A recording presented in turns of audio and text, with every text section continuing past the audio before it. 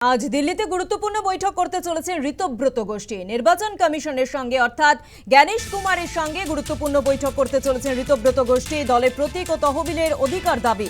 কালই নির্বাচন কমিশনে ঋতব্রত গোষ্ঠী তারা পৌঁছে যান। দিল্লিতে কমিশনের ফুল বেঞ্চে দরবার।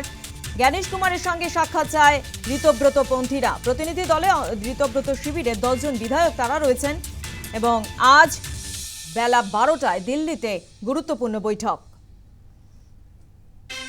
গতকালই ঋতব্রত গোষ্ঠী তারা পৌঁছে যান দিল্লিতে। জ্ঞানেশ কুমারের সঙ্গে সাক্ষাৎ চেয়ে ঋতব্রত পন্থীরা তারা আবেদন করেন। 10 জন বিধায়ক রয়েছেন ঋতব্রত গোষ্ঠীর। দলের প্রতীক ও তহবিলের দাবি, দলের প্রতীক ও তহবিলের অধিকারের দাবি জানায় তারা। আজ গুরুত্বপূর্ণ বৈঠক রয়েছে দিল্লিতে। বেলা 12টায় শুরু হবে এই বৈঠক। আপনাদের আরও একবার জানাই, আজ দিল্লিতে গুরুত্বপূর্ণ বৈঠক করতে চলেছেন ঋতব্রত গোষ্ঠী। 10 জন বিধায়ক রয়েছে ঋতব্রত শিবিরে এবং বেলা 12টায় দিল্লিতে গুরুত্বপূর্ণ বৈঠক। জ্ঞানেশ কুমারের সঙ্গে সাক্ষাৎ চায় এই বৈঠক। দলের প্রতীক ও তহবিলের অধিকারের দাবি এই বৈঠকে। এবং এই বিষয় নিয়ে আমরা আরো বিস্তারিত জানবো। ফোন লাইনে রয়েছে প্রতিনিধি প্রিয়াঙ্কা ইজ ভৌমি। প্রিয়াঙ্কা, আজ গুরুত্বপূর্ণ বৈঠক দিল্লিতে, ঋতব্রত গোষ্ঠীর বিধায়করা তারা এই বৈঠক করবেন। একেবারে স্বপ্ন, দেখো আজকে অত্যন্ত গুরুত্বপূর্ণ বৈঠক রয়েছে দিল্লিতে।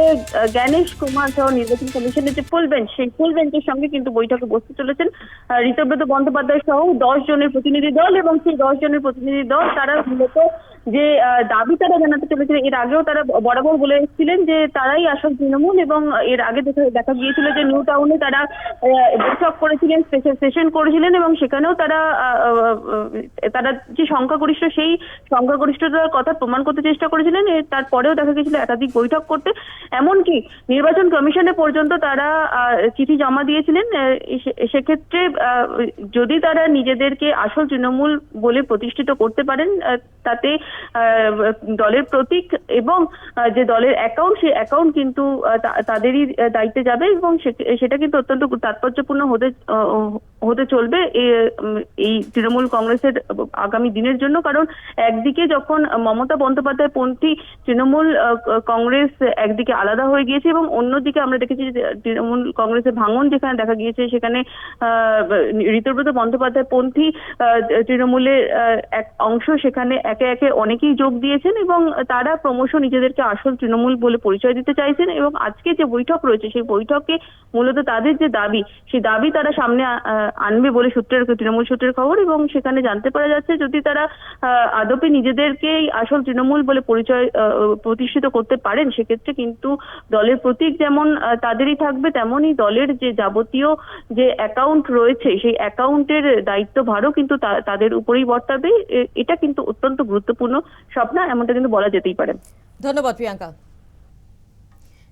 তুরুপে তাস খেললেও ঋতব্রত গোষ্ঠী। আজ দিল্লিতে অত্যন্তই গুরুত্বপূর্ণ বৈঠক। জ্ঞানেশ কুমারের সঙ্গে বৈঠক বেলা 12টা দিল্লিতে বৈঠক। দলের প্রতীক ও তহবিলের অধিকার দাবি, এমনটাই কিন্তু জানা যাচ্ছে যে এই বৈঠকে সেই বিষয় নিয়ে আলোচনা হবে।